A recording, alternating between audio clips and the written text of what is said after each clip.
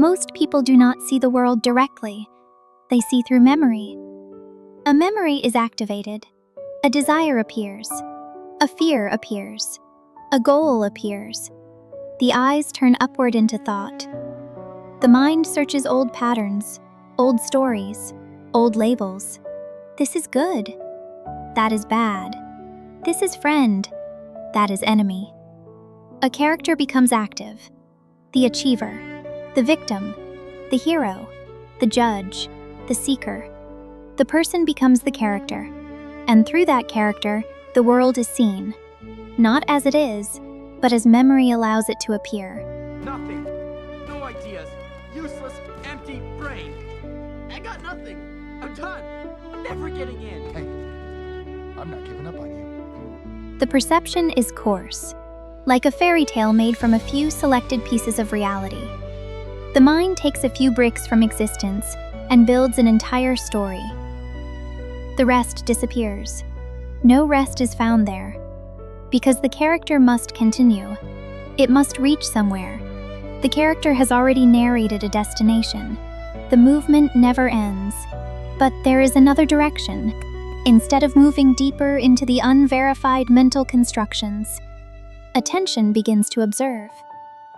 Instead of following assumptions, it investigates. Instead of accepting inherited conclusions, it examines.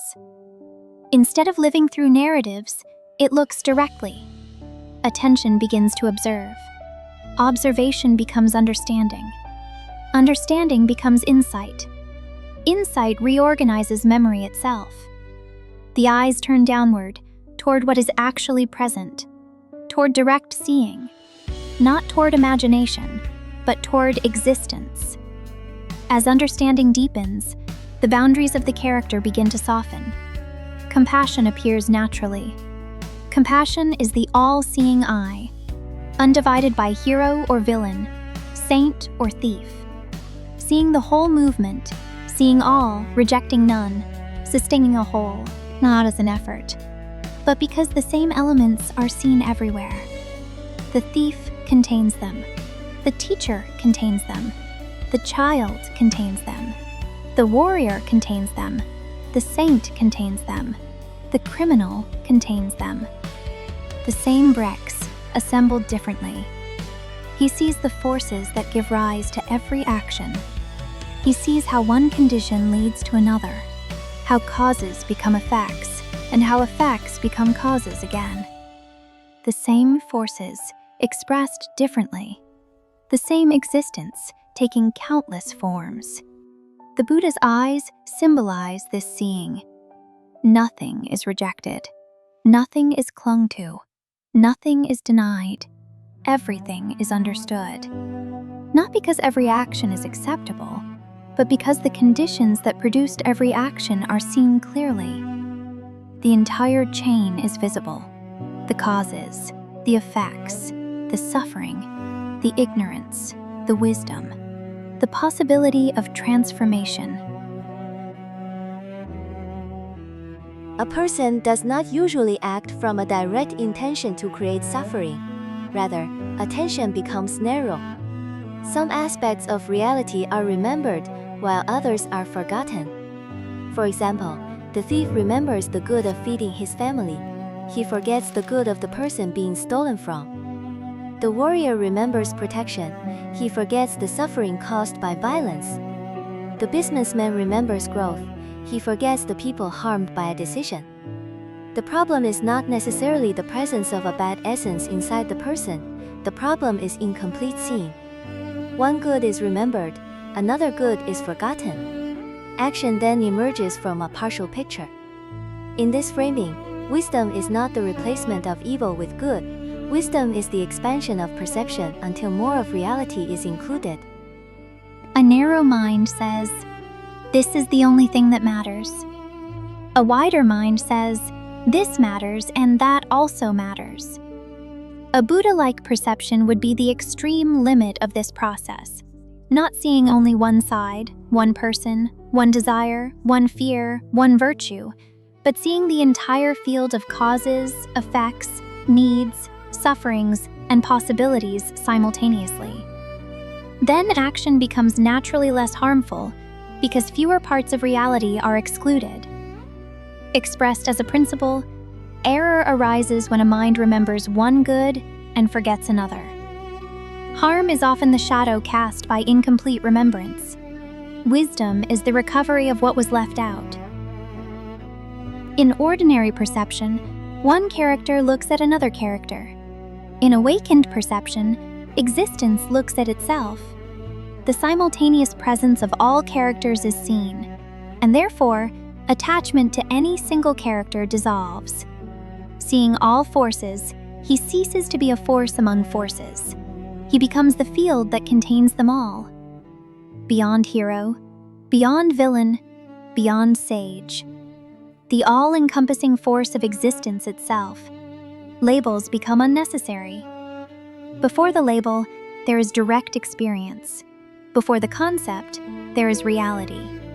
Before the story, there are countless subtle processes, fine elements, tiny conditions, interconnected causes, a living network beyond language. The mind no longer sees objects, it sees processes. No longer people, but formations.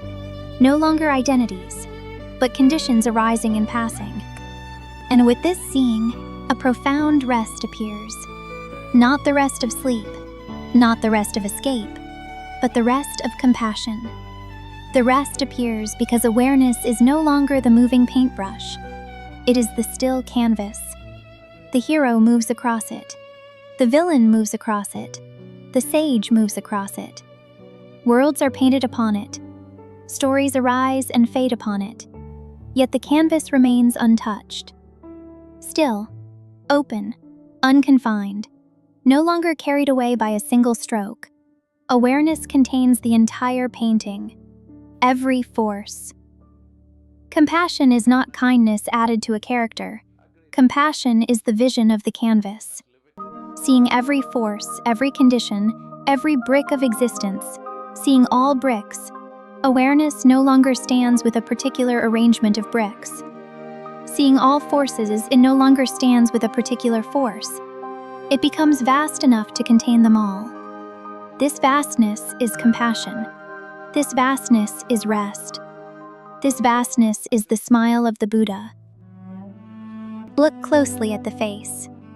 Most eyes are wide open, moving from form to form. The forehead is tense, the brows lifted, following what the awareness clings to.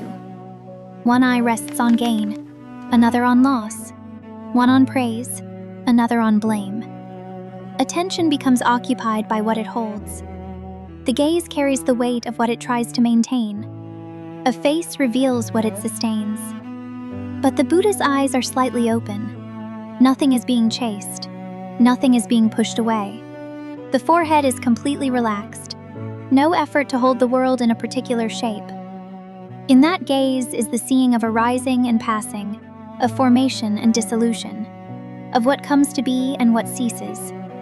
Not bound to any single appearance, the vision remains with the whole movement of existence.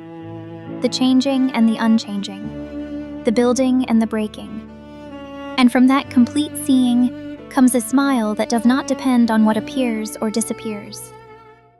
Look, not with the eyes alone, but with a mind that does not rush toward one thing.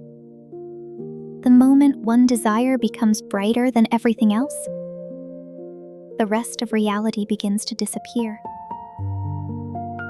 The hand disappears behind the castle. The child disappears behind ambition. The forest disappears behind the city. The future disappears behind today. Nothing vanished. Only your seeing became narrow. A narrow light creates shadows. A complete light creates none. Look again. See the seed and the forest it longs to become. See the invention and every life it will touch. See your happiness and the happiness bound to it. See one being and all beings. Do not mistake concentration for complete seeing. A single star can capture your attention, while an entire sky waits unnoticed.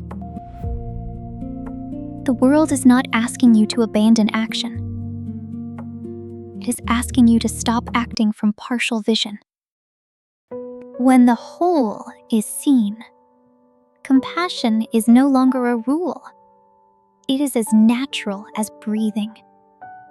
No hand is willingly wounded. No life is treated as separate. No victory demands unseen suffering. The sun does not choose one leaf and refuse another. It shines. Its nature is to reveal. Become like that light. Not chasing one fragment of the world, but allowing the whole to become visible. Then whatever you build will not be built by forgetting. Whatever you protect will not be protected by destroying. Whatever you love will not require another to be unloved. This is not the end of purpose. It is the end of blindness. The light has never asked you to pursue. It has only asked you to see. When seeing is complete, right action follows by itself.